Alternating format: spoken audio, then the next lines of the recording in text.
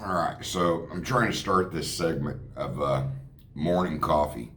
And morning coffee, I guess, is more meant to be about me having the opportunity to speak on certain things that don't necessarily pertain to coffee junkies or pizza junkies, but things that I have strong feelings about, or something where I don't really like to speak about what I don't know about. But then there are other things where I hear or see where it's like, no, I've got a fair amount of input to add.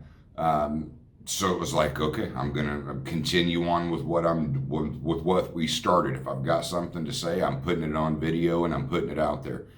Um, and in this case, I want to talk about the coronavirus, and I hope everybody is maintaining their composure. Um, because in my 25 to 30 years of adult life, I've never seen anything like this, hysteria wise. And when I say hysteria, I'm sitting here going, viruses come and go. We have had viruses. We will have viruses. We are dealing with a virus. And it just seems to me like, I mean, honestly, in a lot of ways, I feel like there's just a lot of overboard and a lot of overblowing and by the media in general, unless we're not being told something. This is, I mean, we've seen Ebola, we've seen the swine flu. We are going to have viruses that are going to actually come through. But then I hear everybody and what they tell people to do, and it's like, great. I mean, all of these things are common sense things.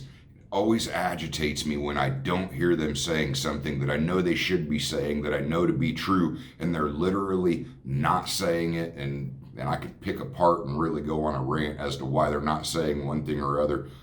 But if I've got some type of value to add, I want to add it. So when I started looking at all of this, I was like, you know what? This is a time to serve my customers on a different level, because the reality is, I feel like you guys need to hear some things that they should be screaming as an actual nation, or leaders, or when it comes to the doctors. And I feel like that this is one of those times where, if under normal circumstances, you wouldn't hear this out of me, and maybe you'll take the time to listen now. My employees hear this. They've been hearing it for 15 years. And it comes down to those basic things that just fly you by and you just don't pay no attention to them. Due to my life's experiences, I have become very well versed and very knowledgeable about vitamins, specifically vitamin C. Why vitamin C? Because vitamin C boosts your immune system. So when I hear all of these doctors and I see everybody racing around in the hysteria of cleaning out toiletries and trying to stock up and trying to disinfect, and I'm sitting here going, why are people not being told to actively try and boost your immune system? Because you cannot see what you can come in contact with. What is your first line of defense? Your immune system. So it kills me that I don't see people literally telling people, stock up on vitamins. Take your vitamins every day. And the reality is, people should be taking a daily regimen of vitamin C, because that is your first line of defense when it comes to coming across any virus or a flu or a cold. Your immune system is your first line of defense. Your white blood cells are part of your immune system, and taking your daily regimens of vitamin C boosts your white blood cells. It boosts your immune system. And then I get people that, this is where I want people to hear me. Drinking a 16-ounce cup of OJ every day is not taking vitamin C. That's got 150 milligrams worth of vitamin C in it. I'm talking about a daily regimen of 500 milligrams, 1,000 milligrams. Literally, okay, the government tells you this is what is acceptable. They're not telling you what is optimal. And I'm telling you, from what I know about vitamin C, you can easily take 1,000 milligrams of vitamin C every day, and your body will use it to be stronger. You will have a higher quality of life, just simply because you're taking regular regimens of vitamin C.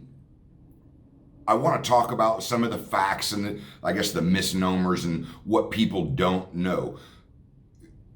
Your body stores vitamins that or nutrients that it extracts from food that you eat. And that's junk in, junk out. You eat junk, you're not going to have a strong immune system. But that's not my point. My point is your body can't store vitamin C. It can only use what you give it on a daily basis. Your immune system depends on that to operate at an optimal level. So if you want to protect yourself from this virus or any other virus that we come through every 12-month cycle, every time something else gets out, you need to have a strong immune system, and you need to have a strong immune system before you actually come in contact with it, not coming in contact with it and then somehow trying to make up for and get your immune system to respond properly. Because when these viruses come out, there is no vaccine for them. That means it's left to your immune system to actually build up an immunity. The stronger it is, the faster you're going to get through it, the quicker you're going to suffer less pain, literally, because you just simply took vitamin C on a regular daily basis. So then people are like, okay, well, how much is too much? If the government tells you that you just need 100 to 150 milligrams of vitamin C every day, and I'm telling you you should be taking 500 to 1,000 milligrams of vitamin C every day, do I have to worry about overdosing on vitamin C? No. Vitamin C cannot harm you. If you take too much vitamin C, meaning you take more than what your body needs, it ejects it. You get the runs, okay? That doesn't mean you stop taking vitamin C. That just means you found your level of vitamin C that your body is processing and it doesn't need anymore, so you back off of it. Ideally, when it all comes down to it, vitamin C can only be absorbed so much at a time in your body. So if you really want to get down to what is optimum and ideal, you would start your day with 500 milligrams of vitamin C, and you would end your day with 500 milligrams of vitamin C, and your body would be able to use and process that starting at the front half of the day and the end of the day. And I realize that might get a little bit monotonous and hard, but I'm sitting here going, this is the time where I'm hoping people will hear me about this, about how important vitamin C is. It's your immune system. Life is not as precious without the quality of life that actually goes with it, and your immune system is really going to determine what kind of quality of life you have. And it kills me when I don't see doctors, when I don't see the talking heads on TV screaming, do what you can to boost your immune system. I'm just trying to do my part.